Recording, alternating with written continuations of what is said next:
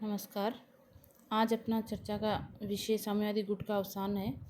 इसके पहले वीडियो में अपन ने इसी के ऊपर चर्चा करी थी और उसमें अपन ने देखा था कि द्वितीय विश्व युद्ध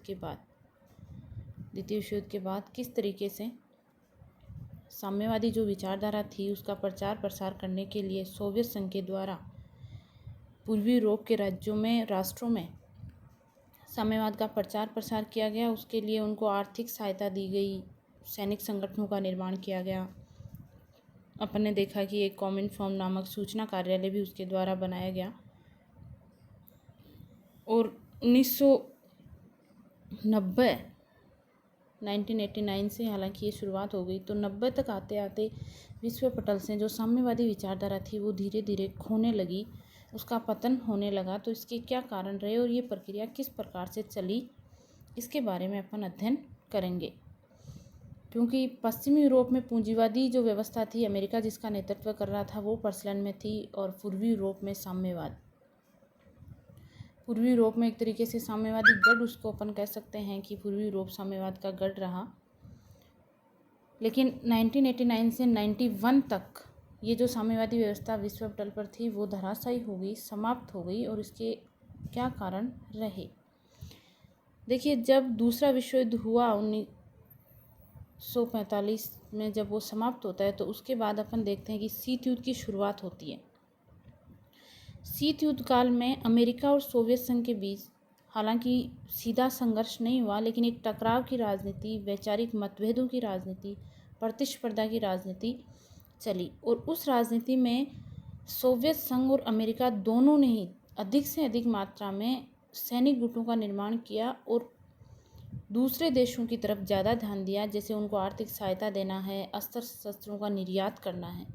और अपने देश में भी सोवियत संघ ने जन कल्याणकारी योजनाएं होती है या फिर शिक्षा के ऊपर खर्च करना है, स्वास्थ्य सेवाओं के ऊपर खर्च करना है, ऐसा कोई भी कार्य सोवियत संघ के द्वारा नहीं किया गया। बल्कि बजट का जो ज़्यादातर पैसा होता था वो कहाँ जाता था, सैन्य सामान के निर्माण के ऊपर उसको खर्च कर दिया जाता था। स्थिति ये हो गई कि आर्थिक जो स्थिति, सोवियत संघ के ऊपर ऋण बहुत ज़्यादा हो गया, विदेशी ऋण। और सोवियत संघ के ऊपर ही नहीं, साम्यवादी गुट के जितने भी सदस्य राष्ट्र थे, अधिकांश राष्ट्रों पर विदेशी ऋण का जो भार था वो अत्यधिक बढ़ गया। और इसीलिए ज़्यादातर देशों में वहाँ की जनता ने अपनी सरकार के खिलाफ विद्रोह करने शुरू कर दिए। अब सोवियत संघ में 1985 में जब ऐसी स्थिति थी, आर्थिक स्थिति बहुत ज़्यादा ख़राब हो गई, लोग बैंकों से अपने पैसे निकाल रहे हैं, अर्थव्यवस्था डावाडोल हो गई है, तो 1985 में मिखाइल गोर्बाचोव वहाँ के राष्ट्रपति बने। उन्होंने दो नई नीतियाँ सोवियत संघ में, क्योंकि वो देख चुके थे विश्व पटल पर और उनका ये मानना था कि सोवियत संघ को, जो बाद में रूस बनता है, उसको ही अपना अर्थव्यवस्था का विकास करना चाहिए। बाकी जो देश है वो कैसी अर्थव्यवस्था अपनाते हैं या कैसे अपना विकास करते हैं, इससे सोवियत संघ को ज़्यादा मतलब नहीं रखना चाहिए। और जनता भी यही चाहती थी वहाँ की।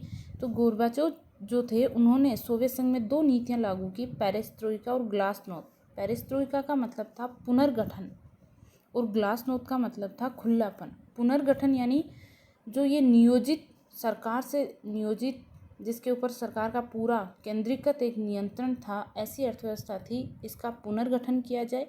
और खुलापन का मतलब था लोगों को आज़ादी दी जाए कि वो किस प्रकार की अर्थव्यवस्था चाहते हैं, वो कौन सी विचारधारा को अपनाना चाहते हैं। ये जो दो नई नीतियाँ मिखाइल गोर्बाचोव ने सोवियत संघ में लागू की, इन नीतियों का ज़बरदस्त असर पूर्वी यूरोप के बाकी राष्ट्रों में भी देखने को मिला। और धीरे धीरे इन्हीं के फलस्वरूप जो कम्युनिस्ट तानाशाह थे, साम्यवादी सरकारें थी, उनके खिलाफ विद्रोह होना शुरू हुए। और 91 तक अपन देखेंगे कि साम्यवाद विश्व राजनीति से एक तरीके से समाप्त सा हो जाता है।